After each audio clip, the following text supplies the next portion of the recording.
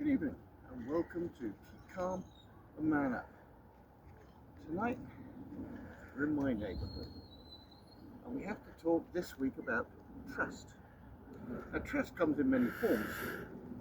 In a family, a husband and wife have trust together.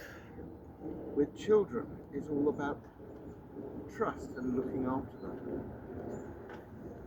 In our faith, in our family life, we trust in God that He will look after us and we will honour Him. And ultimately, where I spend most of my day is in the workplace. Now recently, I've had to be around a lot of job sites and I hear a lot of things.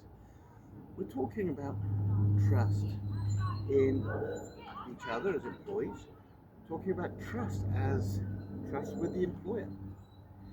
So sit back and listen as we discuss trust in the workplace.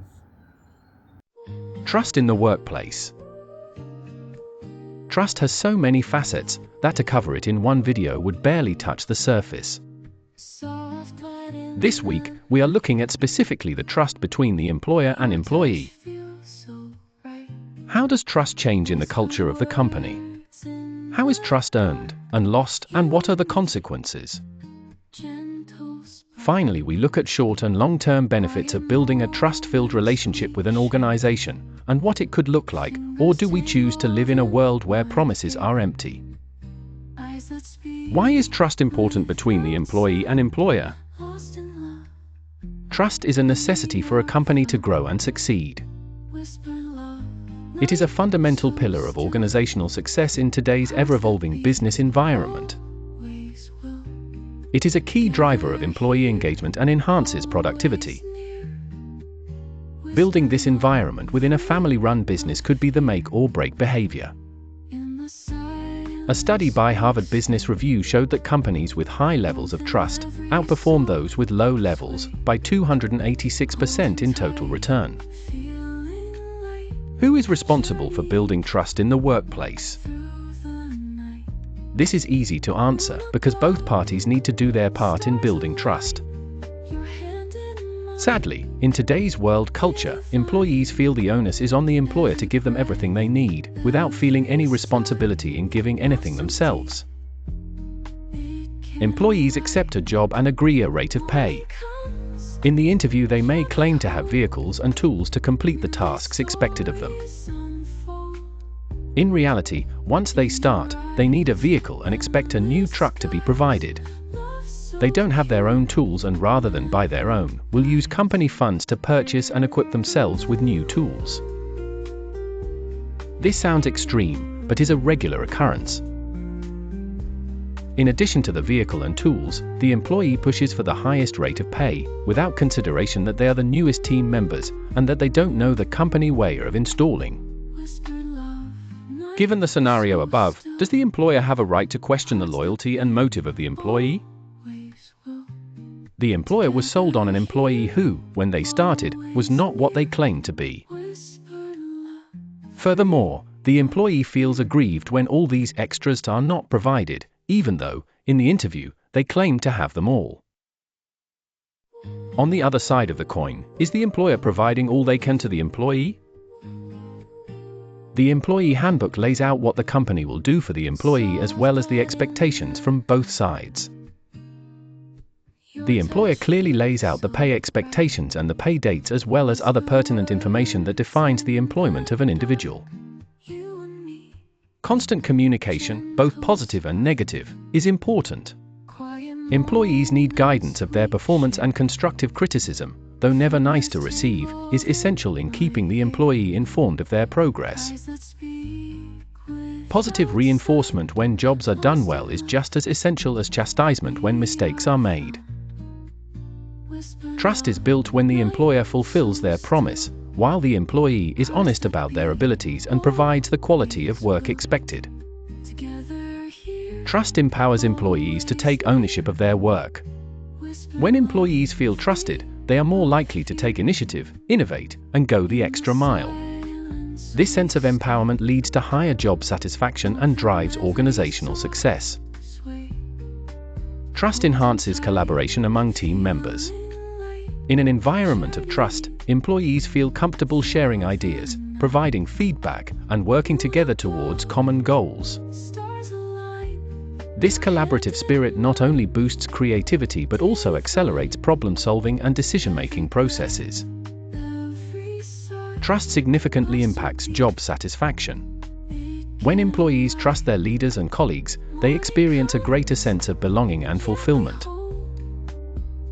This positive emotional state translates into higher levels of job satisfaction, which in turn reduces turnover rates and attracts top talent to the organization.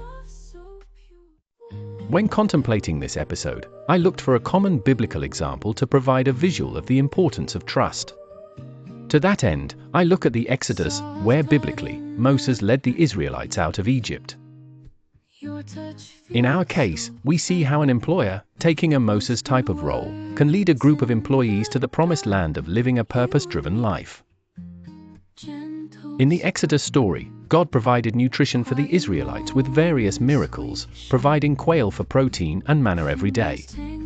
The company provides the nutrition through the many jobs that need completed in a week. These jobs pay everyone and therefore, their completion is important. Despite providing food, safety, and guidance, including the 10 Commandments, the people of Israel turned on Moses every time hardship came their way.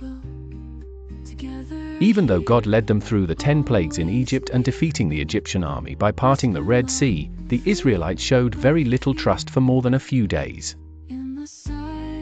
In our world today, we have team members who want all the riches, but don't want to give their full ability to the company, providing a standard of work that is below their best, incomplete, or bad installs and cost others to have to redo the original work, sometimes multiple times. When called to account for the failings, these people blame the leadership for everything, without taking accountability. Like the Israelites, who blamed Moses on a daily basis, our team has members who fail to perform. This lets down every colleague who wants the company to succeed as much as it lets down leadership.